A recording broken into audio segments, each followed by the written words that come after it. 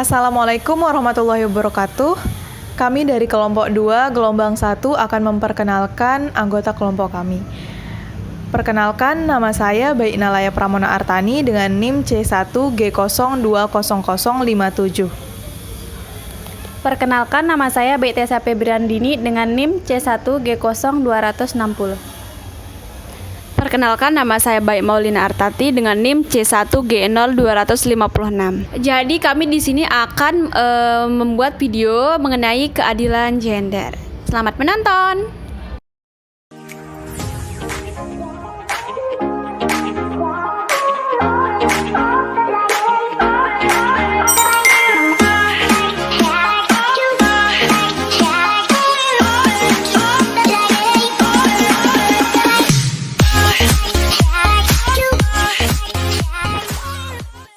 Assalamualaikum warahmatullahi wabarakatuh. Selamat pagi. Perkenalkan, nama saya Baik Nalaya Pramona Artani selaku host pada podcast kali ini serta narasumber saya. Perkenalkan, nama saya Baik Maulina Artati sebagai narasumber di podcast kali ini. Dan Baik Tessa Febriandini selaku kameramen kami. Jadi pada kesempatan kali ini kami akan membahas tentang keadilan gender ya. Di mana topik kali ini sangatlah kontroversial teman-teman. Namun perlu dikukuhkan supaya kehidupan kemasyarakatan kita ini dapat terjaga keseimbangannya. Karena dari awal memang bahasanya yang lebih tepat itu adalah keadilan gender, bukan kesetaraan gender atau persamaan gender gitu teman-teman. Oke, langsung aja ke pertanyaan pertama ya. Bagaimana sih pandangan Lina terkait dengan keadilan gender tersebut?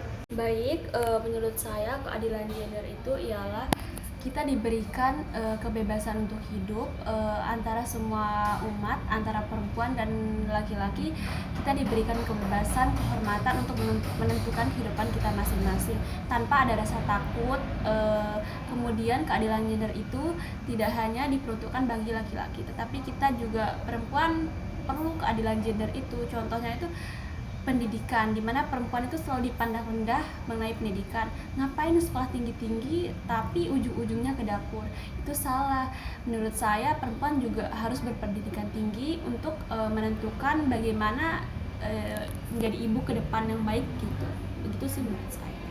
Ulama pun juga pernah mengatakan bahwa ibu itu adalah sekolah bagi anak-anaknya gitu. Ya, betul. Yang dimana ibaratnya sebuah madrasah atau universitas itu tidak akan menghasilkan sarjana terbaiknya ataupun anak-anak dengan kualitas yang baik tanpa adanya kualitas terlebih dahulu dari lembaga itu sendiri gitu. Betul.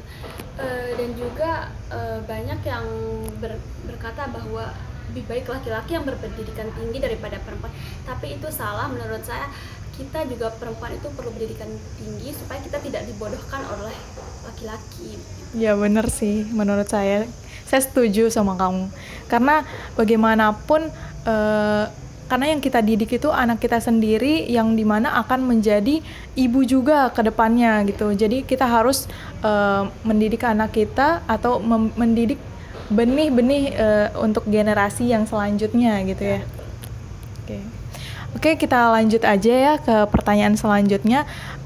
Menurut Lina nih, kondisi seperti apa sih yang dapat dikatakan adanya keadilan gender gitu, seperti itu? Menurut saya kondisi terwujudnya keadilan gender itu tanpa adanya sikap diskriminasi antara perempuan dan laki-laki.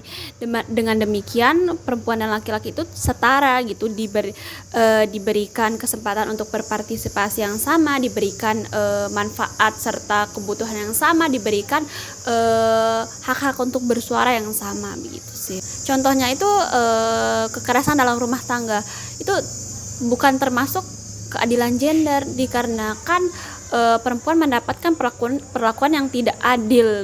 Ya betul sekali, saya setuju sih karena akhir-akhir ini banyak banget di media ya kita temui bahwa keadilan itu tidak lagi berlaku gitu dalam rumah tangga, seperti banyaknya KDRT seperti itu, dan juga banyaknya kekerasan juga terhadap anak gitu ya. Perempuan. Ya, perempuan seperti itu.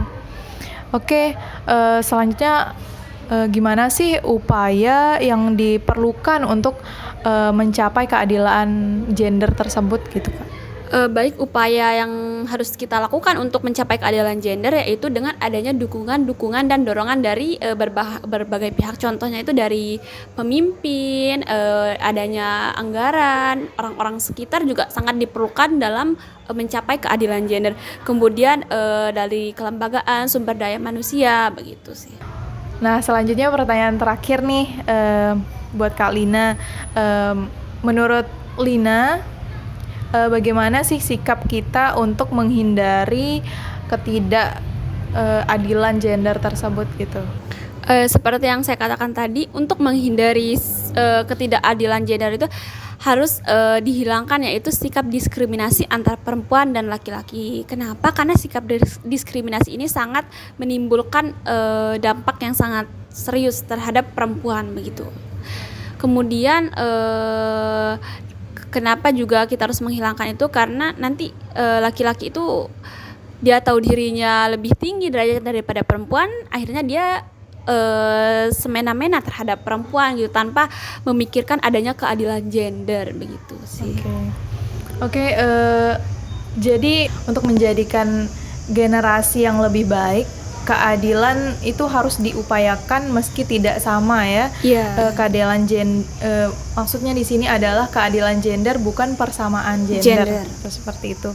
Supaya hal-hal yang menjadi tugas perempuan ini bisa dilakukan dengan baik, perempuan mendapatkan hak-hak untuk berpendidikan, untuk memiliki kiprah yang menjadikan hidupnya lebih bermanfaat dan signifikan, tapi di sisi lain juga sesuai dengan kaidah dan syariat Islam. Seperti dia tuh harus menghormati suaminya atau menghormati ayahnya, seperti itu. Oke, mungkin segitu aja ya podcast kita pada kali ini. Saya ingin mengucapkan terima kasih kepada Lina selaku narasumber kita karena udah mau menyempatkan diri untuk ngobrol bareng gitu ya, untuk membahas topik kita mengenai keadilan gender seperti itu. Oke, sekian dulu. Assalamualaikum warahmatullahi wabarakatuh. Bye-bye. Jadi seperti itu teman-teman, pembahasan tentang keadilan gender menurut pandangan kami. Terima kasih sudah menonton. Bye-bye.